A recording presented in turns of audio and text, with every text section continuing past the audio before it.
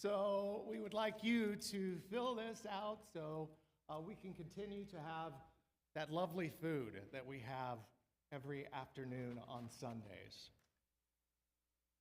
Thanks to your generous contributions, we were able to share the plate and support the hot meal program with $771.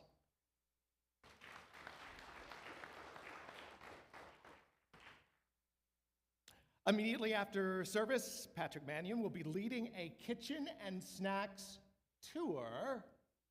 There's your tour guide right there. We all love it when coffee and snacks are magically there for us if we pitch in. Well, I've already talked about that, but snacks are so important and so nice, we say it twice. That rhymed. What better way to celebrate Labor Day than by attending a rally for the workers? Join folks at Indivisible, California 45 tomorrow at 6 o'clock on the corner of State College Boulevard and Imperial Highway. What would be great is if you bought a bunch of bottles of water to hand those out. That would be a good idea, especially on these hot days that we have. For our annual water communion, that is coming up next Sunday. So mark your calendars and bring the H2O with you as we celebrate our water communion ceremony. Bring just a small amount of water representing a place that is special to you. Doesn't have to be a vacation. We want something a little deeper. So we invite you to think more deeply about water communion instead of this is what we did over the summer. Join us for something really cool next week. First Christian Fullerton did the flipping tables a couple of weeks ago, and I talked with Reverend Mandy and said, we've got to get involved.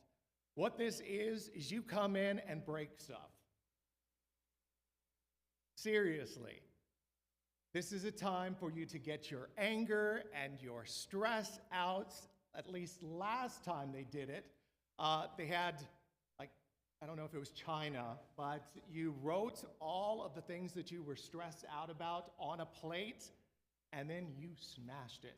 So, if you would like to be part of this stress relief, we want you to join us for flipping tables. That's at 3 o'clock next Sunday. How many pieces can you bring? I think that the pieces are given to us and provided. All right, be sure to RSVP to be a guest at our next adult circle supper. That is happening September 13th. We can accommodate up to 15 guests. And now let me introduce our guest speaker. Mark Perew has been a Unitarian Universalist since 2009 and a member of UUCF since 2017. He's worked for over 4 decades within the information and technology field. In addition to working full-time in the field, he has taught information systems part-time at Cal State Fullerton since the fall of 2019. He holds certifications in cybersecurity and is the lead author on an information systems textbook that was published in November of 2024. It'll be great to hear what you have to preach about today. Mark, we're so glad that you're here and sharing your gifts. We'll be sharing joys and sorrows a little bit later in the service. So if you are in the sanctuary, the pink slips are in the back. If you would like to fill those out, they will be passed up to us, and we will light a candle for a joy or sorrow. In fact, if it is your joy or sorrow, you can come up and light the candle yourself. You've got until a time for all ages to fill that out, so there's still some time for you to get those in. And now, about 1 to 2 minutes to say hello to your neighbor.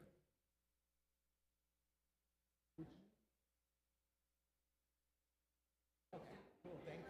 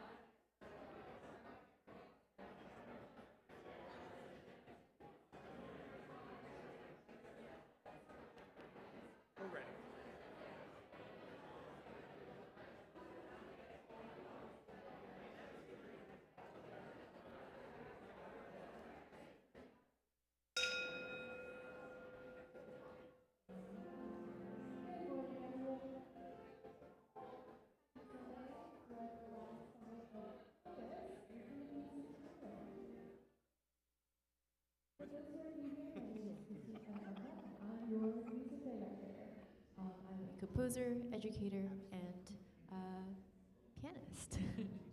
For our hymn of the month, we'll be singing hymn number 66, When the Summer Sun is Shining.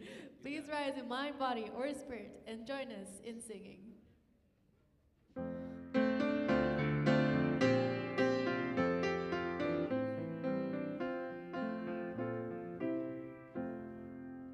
When the summer sun is shining over golden land and sea, and the flowers in the hedgerow welcome butterfly and bee, then my open heart glowing full of warmth for everyone. And I feel an inner beauty which reflects the summer sun. Clouds of thunder bring along waiting rain, and the thirsty soil is moistened, and the grass is green again. Then I long for summer sunshine, but I know that clouds and tears are a part of life's refreshment, like the rainbow's hopes and fears. In the cool of summer evening, when the dancing insects play, in the garden, street, and meadow, linger echoes of a day. Then my heart is full of yearning, hopes and memories flood the whole of my being, reaching inwards to the corners of my soul. You may be seated. I now invite Mark to come up and light the chalice. We light this flame to remind us love is the center. As we grow and connect, mature and deepen, love remains the center. When the light of truth burns all else away, love remains. Please join me with saying our unison affirmation. This flame affirms the light of truth, the warmth of commitment, and the fire of commitment. Love is the doctrine that we share. The quest for truth is our sacrament, and service is our prayer. To dwell together in peace, to seek knowledge in freedom, to serve human need. Thus do we covenant one another.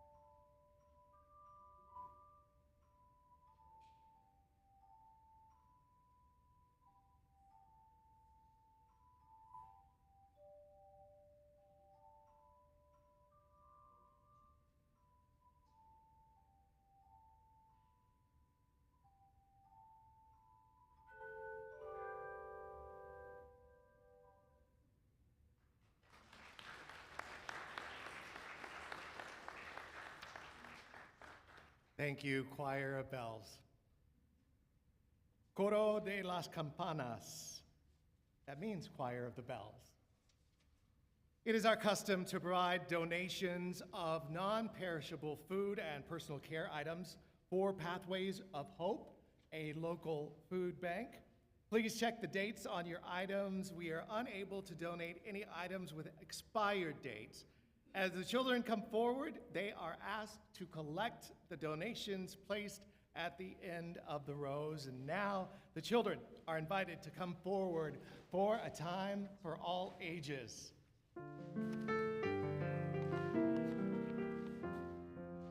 From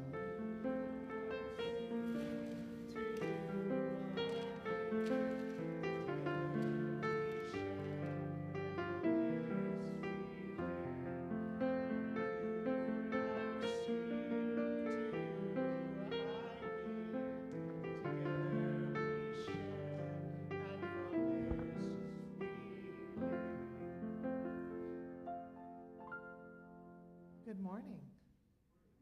I am neither Joy Ellis nor Megan Watson, but I am Amy Neeram, and today I'm doing the Time for All Ages. So this story that we're going to read is by a woman who was the first Muslim to compete in hijab in the United States for the United States in the Olympic Games. And it's called The Proudest Blue.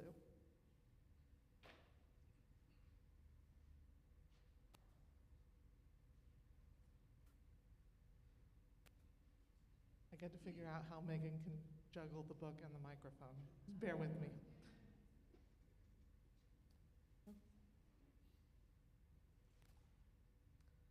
Mama holds out the pink. Mama loves pink. But Asiya shakes her head. I know why. Behind the counter is the brightest blue, the color of the ocean if you squint your eyes and pretend that there's no line between the water and the sky. It is the first day hijab. Asiya knows it. I know it. We're sisters.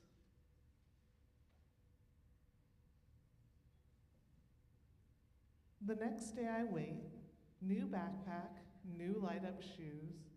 I feel special. I feel like twirling. It's the most beautiful first day of school ever.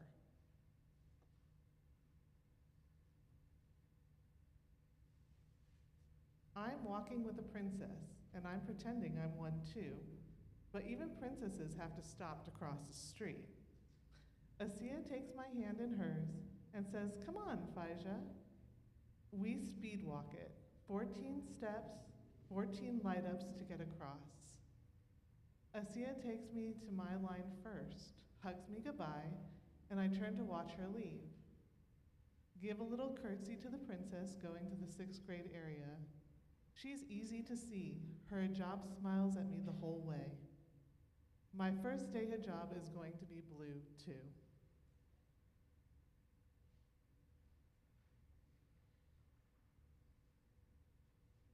"What's that on your sister's head?" the girl in front of me whispers. "A scarf," I whisper back.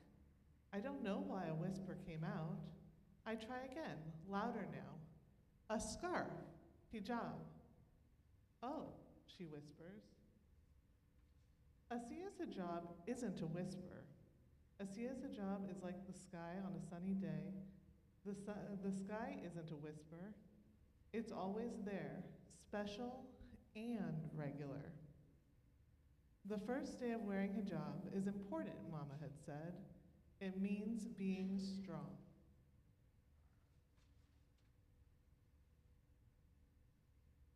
I turn but can't see the blue anymore. I run to the big kid's side, 27 steps to see Asiya. I need to give her another hug. I need to see her smile. "Phasia," Asiya's eyes wonder why I'm here. "Are you excited," I ask, "about the first day of hijab?"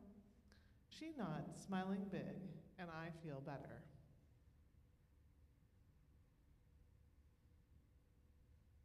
Someone laughs from nearby, a boy pointing at Asiya. Why?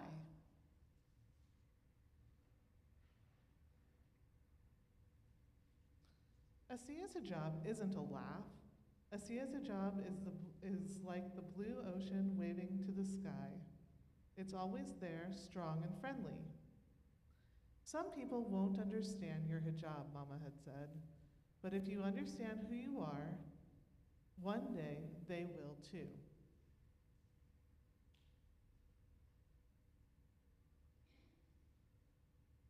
In class, I draw a picture.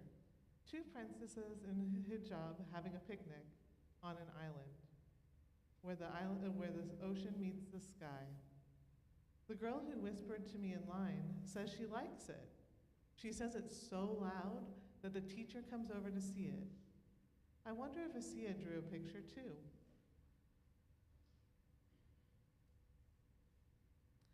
Recess time is for 5 cartwheels in a row. I land the last one near the 6th graders, near Asia and her friends, near a boy yelling, "I'm gonna pull that tablecloth off your head."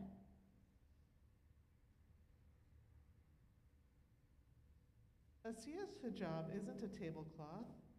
Asia's hijab is blue, only blue. Asia turns away, her friends turn away. They race to the middle of the schoolyard, their shoes pounding on the pavement, playing tag. Mama says, "Don't carry around the hurtful words that others say. Drop them. They are not yours to keep. They belong to those who said them."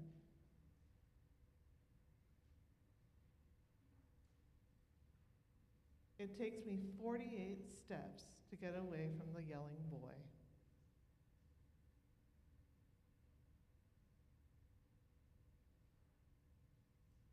After school, I look around.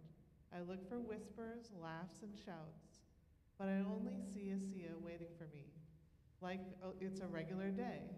She's smiling, strong.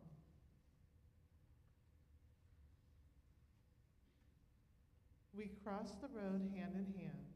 I can't wait to get home to show Mama the picture I drew, to show Asia that I'm wearing the same hijab in it.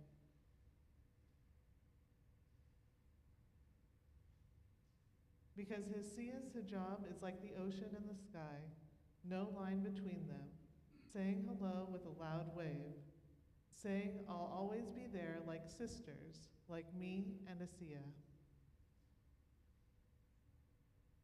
And that's the end. All right, thank you guys. We're going to go enjoy talking about the water communion for next week.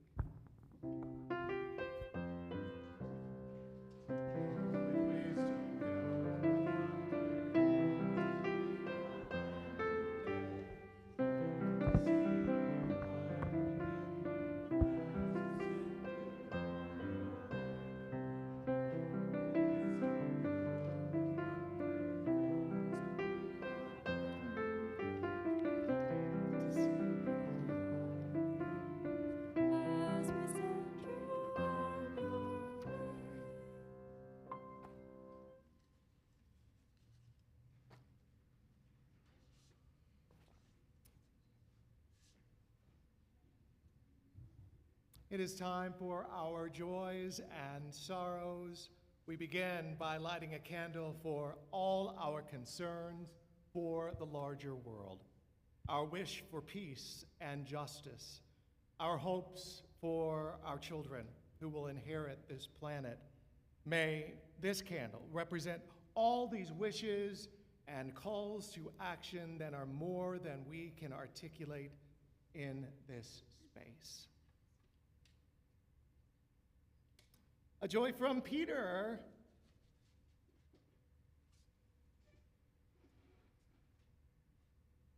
Concerned about the extremely brutal and sometimes sticky heat the past few weeks.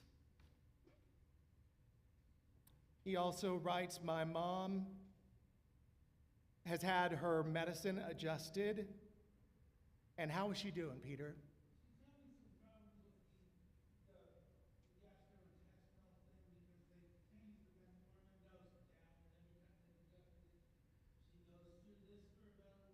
Okay.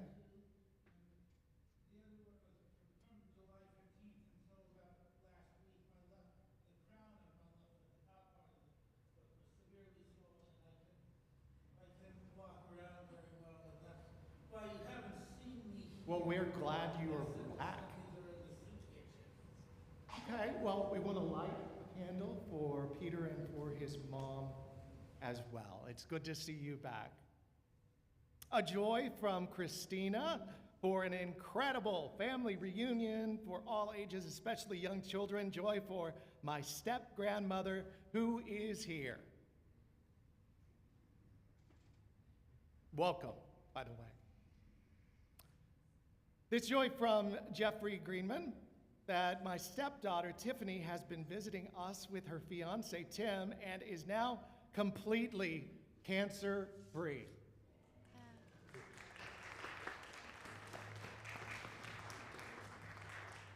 That's worth 10 candles right there. From the Nettleships, a joy, back from a wonderful trip to London and a visit with our daughters.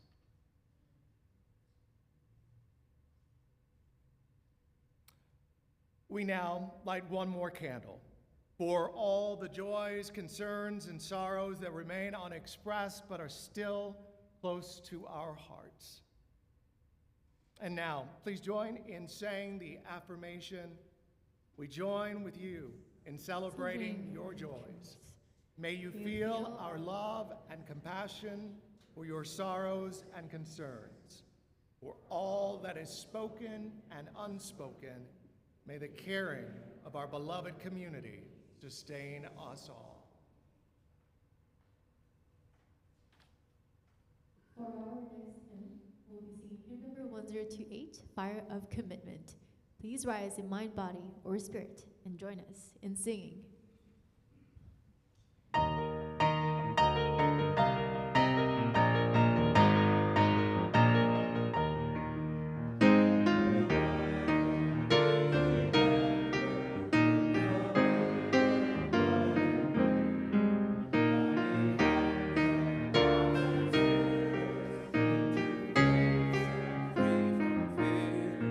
When the fire of commitment sets our mind and soul ablaze, when our hunger and our passion need to call us on our way, when we live with deep assurance of the flame that burns within, and our promise finds fulfillment and our future can begin.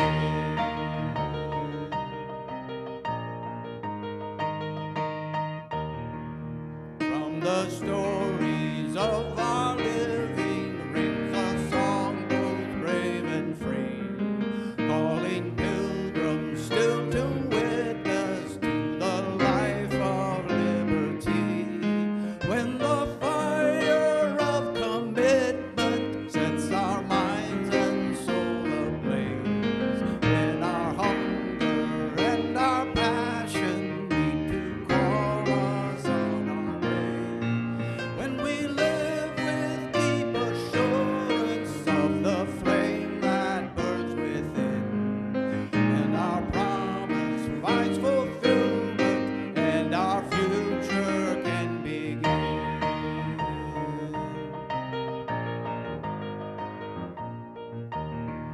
From the dreams of youthful vision comes a new prophetic voice, which demands a deeper justice built by our courageous choice.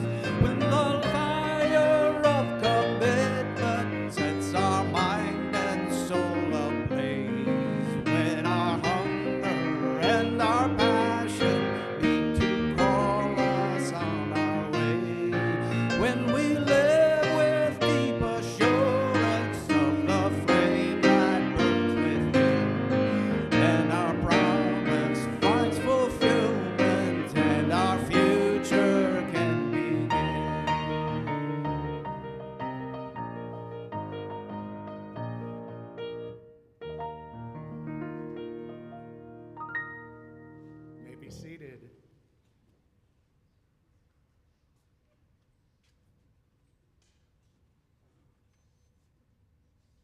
Now take a deep breath. Sit back, situated in your chair, feet on the ground, paying attention to your breath.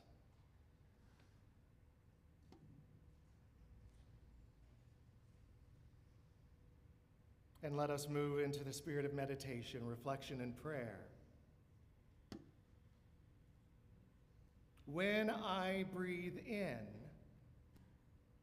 I'll breathe in peace. When I breathe out, I'll breathe out love. Breathe in, breathe out. Now let's share a moment of silent meditation.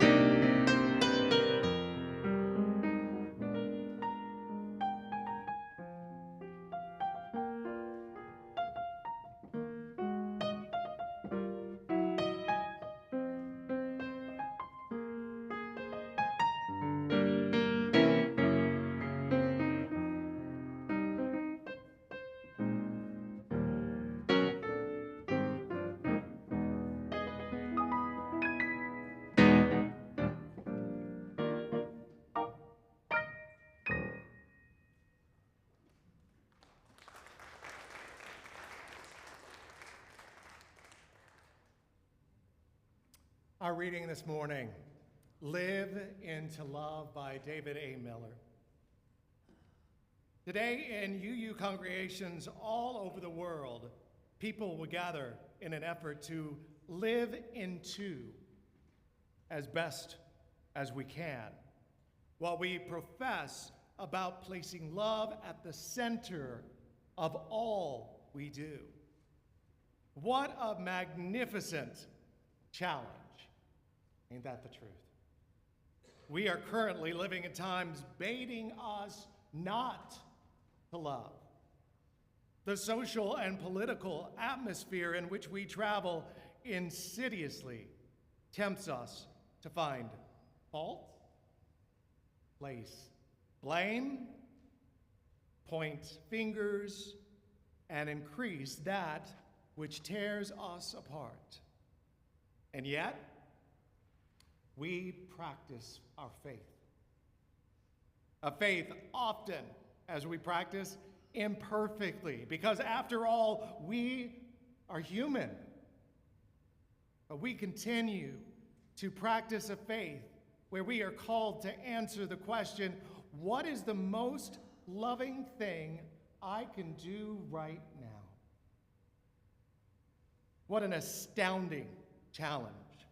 What an unbelievably vital attempt. What an incredibly needed beacon for the future of us all.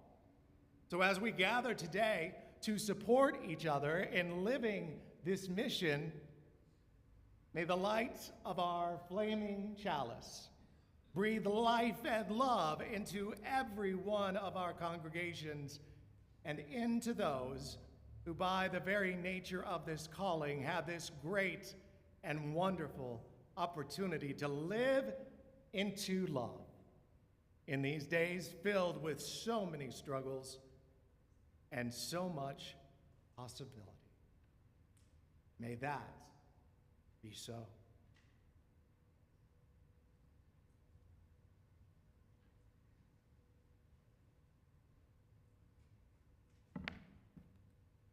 The great philosopher and Baseball Hall of Fame catcher, Yogi Berra once quipped, "You can observe a lot just by watching." A few weeks ago, I found myself in a place with a fascinating mix of people. The kind of place where you could just sit for a while, watch the crowd, and observe a whole world of stories from the faces and the clothes that passed by. What really caught my attention was a group, maybe 30 or 40 people, who stood out immediately. The men wore straw hats, start pants with suspenders, light-colored shirts. Many had beards. The women and girls wore ankle-length dresses and white bonnets. Turns out this was a group of New Order Amish people from southern Michigan.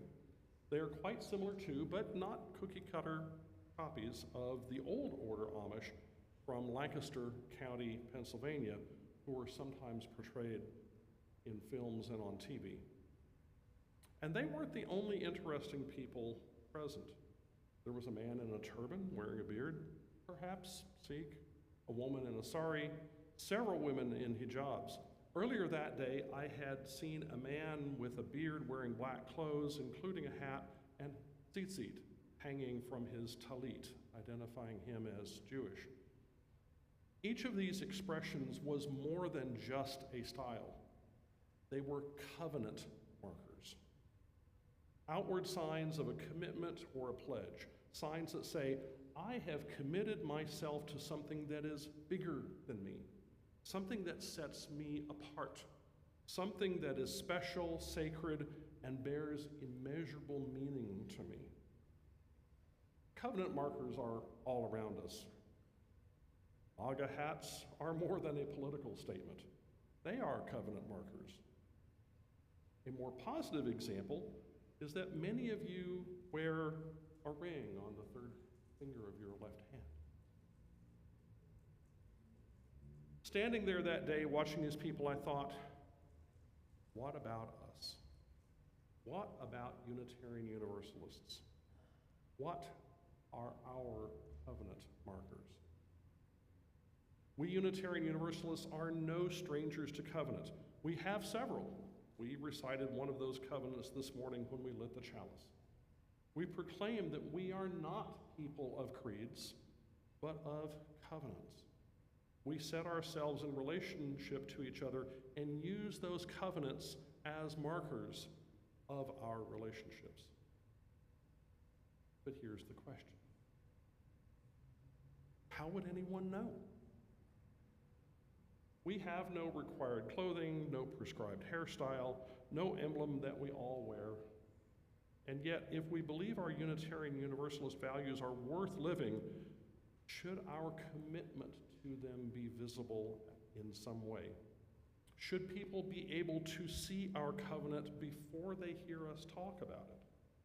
Do we live as if people are looking for evidence of who we are, what we believe, what we stand for?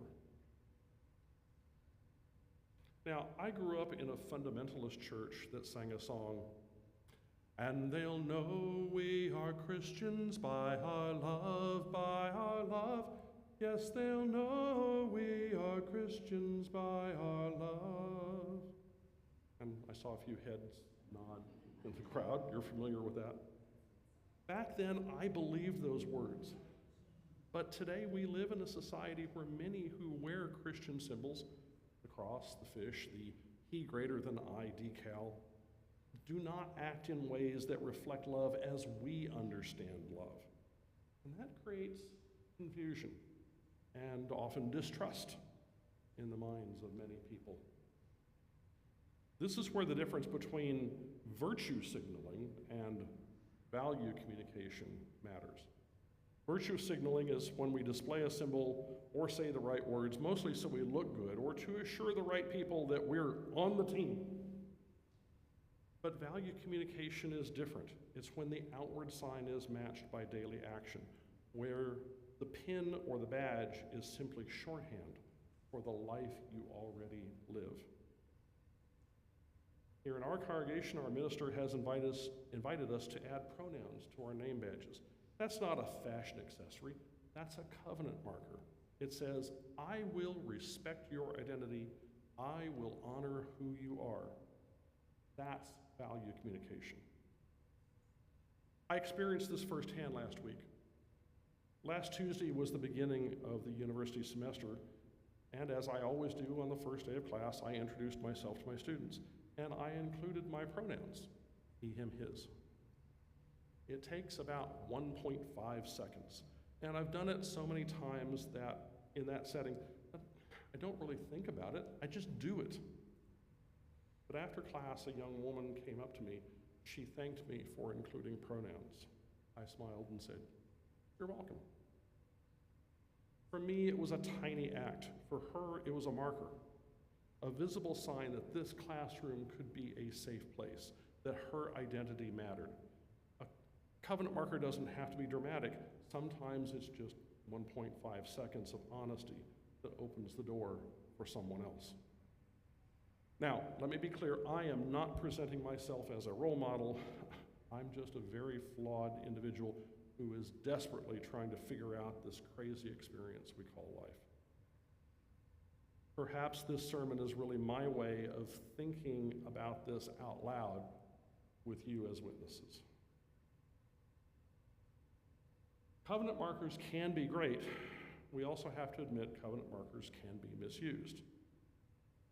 Think about the use of masks during the COVID pandemic. So some of us wearing a mask became not only a health matter, but a way of identifying ourselves as part of the group who trusted the science around mask wearing. Then there was another group who took up not wearing masks as a way to identify themselves. We were each using either the presence or the absence of a mask as a covenant marker. We were saying that this was something important, something bigger than ourselves. That caused more than a little tension between members of the two camps. In religious life, it happens too. A marker that's meant to welcome can become a gatekeeper. If you don't wear this pin, then you're not one of us. That's not covenant, that's control. Why does this matter to Unitarian Universalists? Because we are a tremendously well-kept secret. There are about 400,000 Amish people in the United States. There are about half that many Unitarian Universalists. If you walked over to Harbor Boulevard, right outside this building, and surveyed 100 people, my suspicion is that a large percentage of them could come up with at least one factually correct statement about Amish people, about their community, about their faith, about their practices.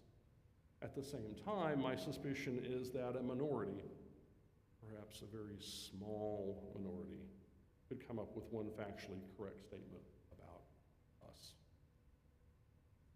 Now, I know we have many members who are doing great work. Just last week, Barry Bereshi was highlighted for his work with the soup kitchen at St. Andrews and the Hot Meals program here in partnership with First Christian. Our Social Action Committee does powerful work with the City Council, mental health, Pathways for Hope, and many other concerns. And I have no doubt at all that many of you are acting in love in ways that the rest of us simply don't know about, acting in ways that are based on your Unitarian Universalist values.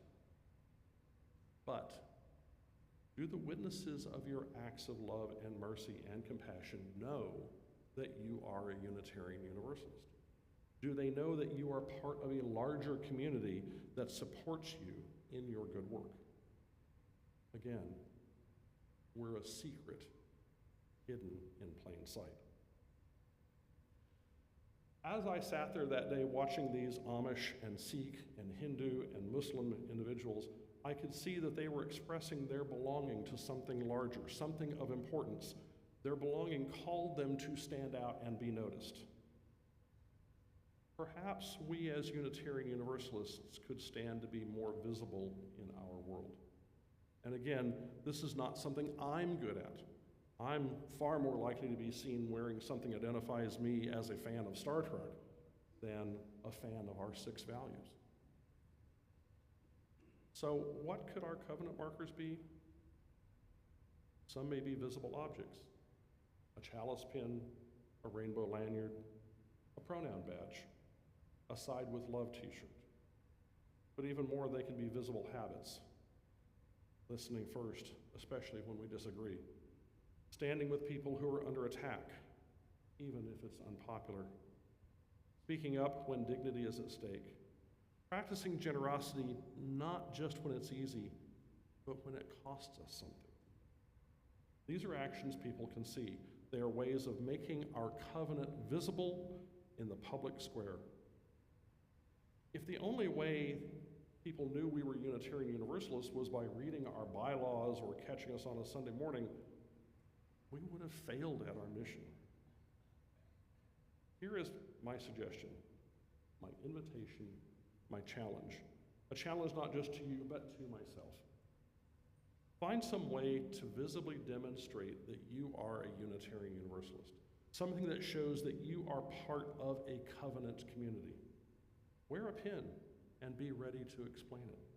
Show up in a place where love is needed and let people see you are there while identifying as a Unitarian Universalist. Show off your covenant. Let people know that, yes, you are willing to be seen for being different.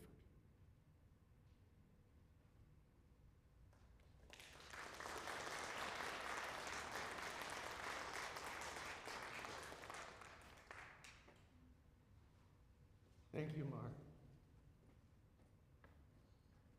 At UUCF, we embrace the possibility of a world filled with peace, acceptance, justice, love, and joy. By our financial commitment, we help this congregation make those possibilities real in a really challenging world.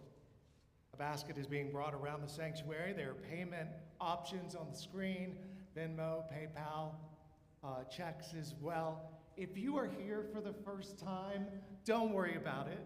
We're just glad that you're here, that those of you who are part of what is a really best kept secret of UUCF is going out and doing what Mark said. But whatever you're able to give is received with gratitude, and we thank you for your commitment and generosity.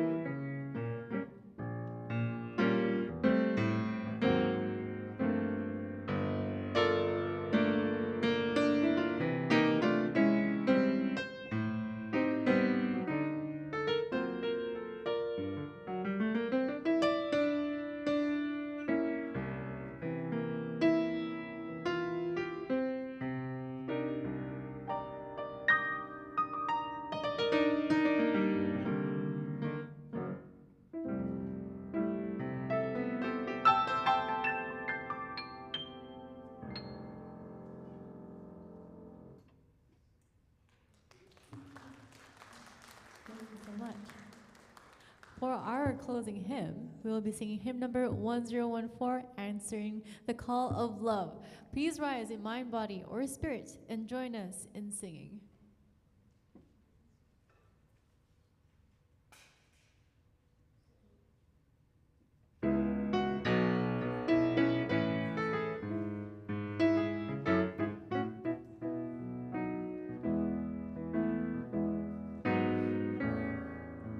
Promise of the Spirit,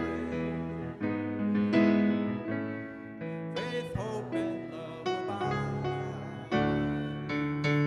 Every soul is blessed and made whole. The truth in our hearts is our guide. We are answering the call of love.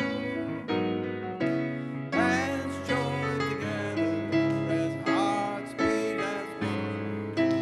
Emboldened by faith, we dare to proclaim we are answering the call of love.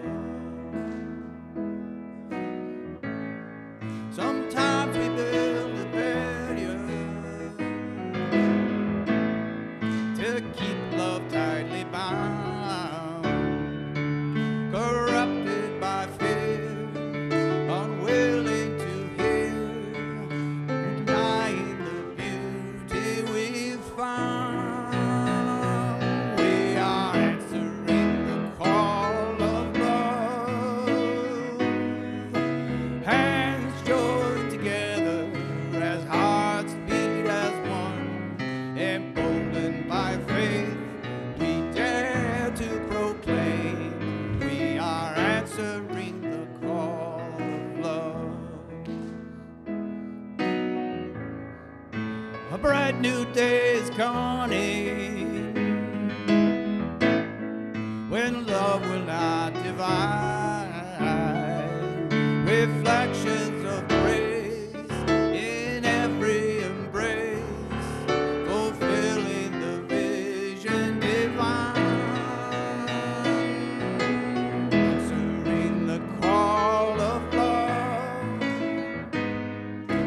Hands joined together, hearts beat as one. Emboldened by faith, dare to proclaim we are answering the call of love. Are answering the call of love. Stay standing.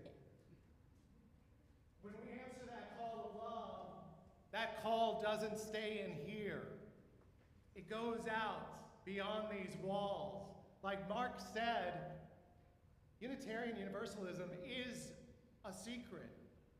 UUCF is the best kept secret around, and we need to get the message out there. How do we do that?